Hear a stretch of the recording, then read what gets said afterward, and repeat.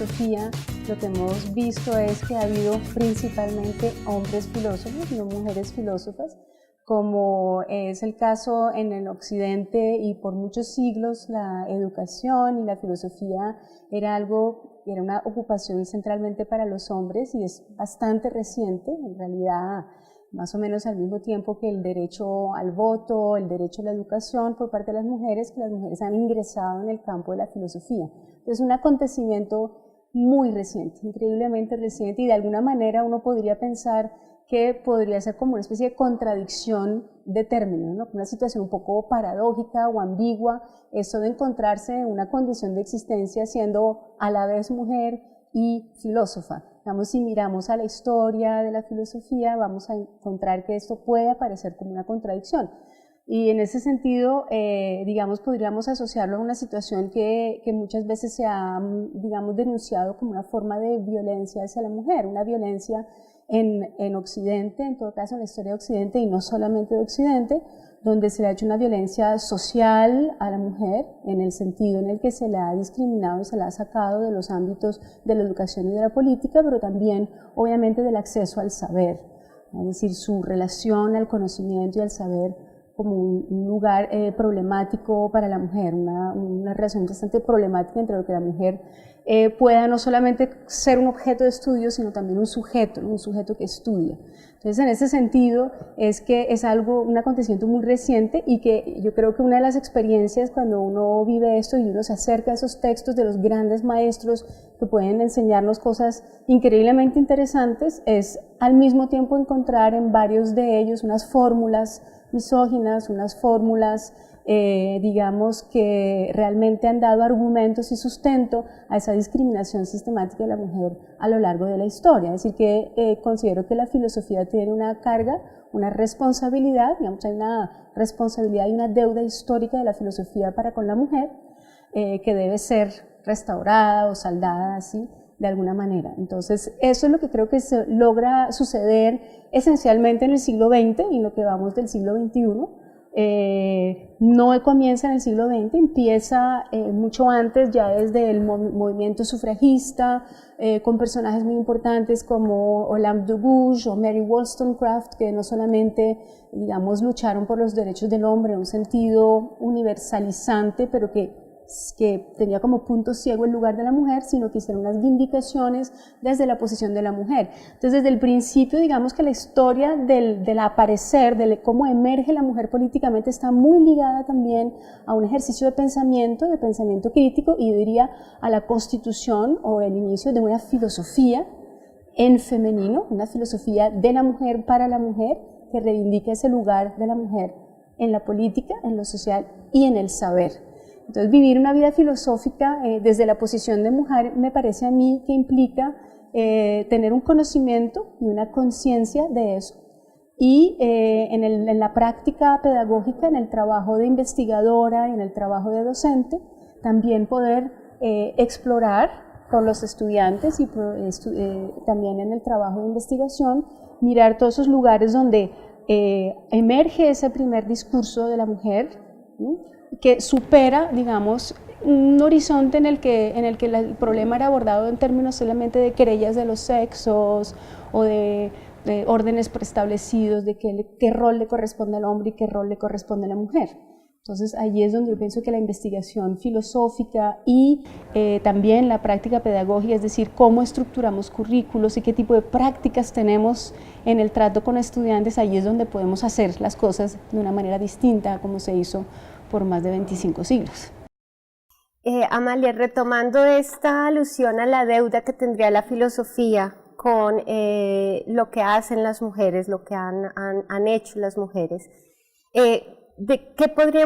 ¿cómo podríamos hablar mejor? ¿De un feminismo filosófico o más bien de una filosofía feminista? Sí, eso ha sido una discusión que Celia Amorós presentó en un momento dado sobre, digamos, dos tendencias distintas en la aproximación a esa relación entre filosofía y mujer, o filosofía y feminismo. Yo creo que cuando hablamos de feminismo filosófico, estamos hablando de como una definición más suave, más moderada, de cuál sería el alcance que tiene la teoría feminista con respecto al saber, a la disciplina de la filosofía. Cuando se habla de filosofía feminista, la apuesta es mucho más grande, es decir que el feminismo o la teoría feminista o la filosofía feminista es capaz de producir un canon, al igual que otros grandes pensadores en la historia han producido canon en la filosofía, desde la filosofía antigua como Platón o Aristóteles, o los modernos Descartes o Kant. Es decir, que habría una posibilidad de construcción teórica y de construcción discursiva que estaría al mismo nivel y que, digamos, la construcción de filosofía por parte del canon clásico o convencional. Y yo creo que esta es una de las grandes preocupaciones de la filosofía feminista, es realmente reivindicar esa capacidad que tiene la mujer de pensar por sí misma sobre cuestiones que la aquejan a ella, pero no solo a la mujer, sino también en la concepción o la construcción de un mundo, digamos, donde haya una cultura de al menos dos, hombres y mujeres, en los que la filosofía feminista tendría un papel muy importante que jugar en esa construcción de un canon en relación con el saber. Desde esta perspectiva, desde esta filosofía feminista, ¿cómo leer y cómo interpretar las discusiones que se han dado en Colombia acerca de la ideología de género o del enfoque de género? Okay.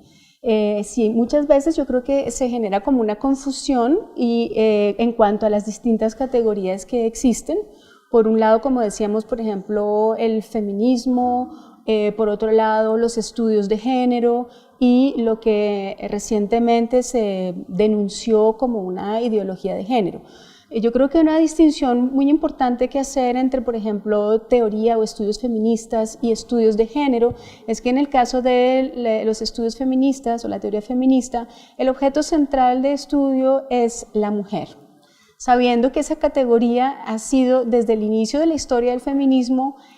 cuestionada por las propias feministas, es decir, donde la primera denuncia que hacen las feministas con respecto a la categoría mujer es mostrar cómo ha habido una naturalización de esa categoría. Y lo que vamos a ver en las grandes feministas, digamos, como Simone de Beauvoir o Lucy Irigaray, es no tanto una definición de lo que es la mujer, sino más bien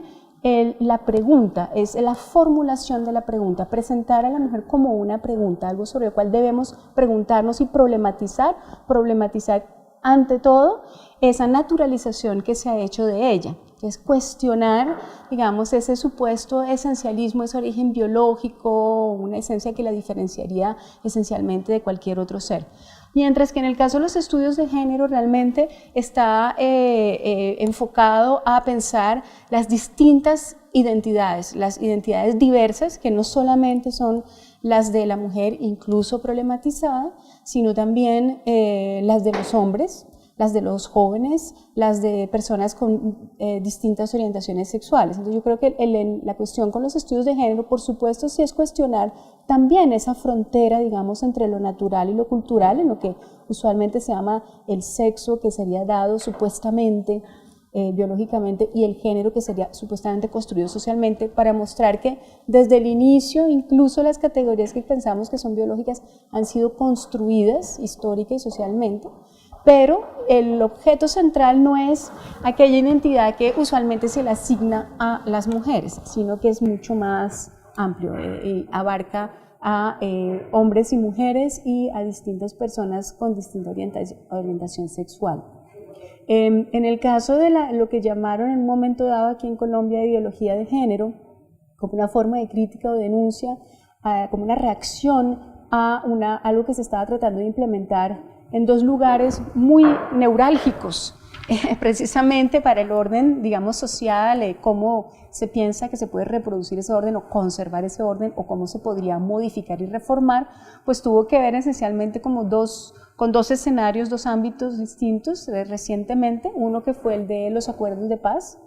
donde efectivamente el acuerdo de paz, a través de la subcomisión de los asuntos de género, pues redactó un acuerdo que tenía articulaba el enfoque de género a todos sus puntos, más que todo a 4 de los 6 puntos, pero realmente atravesaba todo el acuerdo. Eso hizo que ese acuerdo de paz fuera único y increíblemente de avanzada con respecto a otros acuerdos de paz que se han firmado en los últimos 20 años en el mundo internacionalmente. Era lo que lo distinguía, lo que lo hacía realmente un acuerdo, digamos, de nueva generación.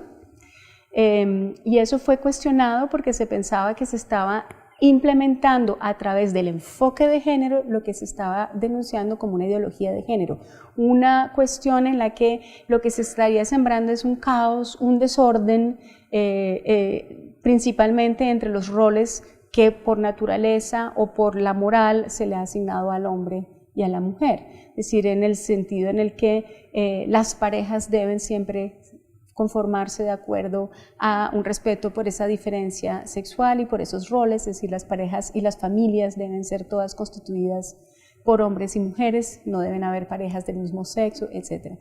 Pero hubo una campaña de desinformación muy importante porque así como se denunció ese enfoque de género en los acuerdos, que también se denunció en los manuales de convivencia escolar,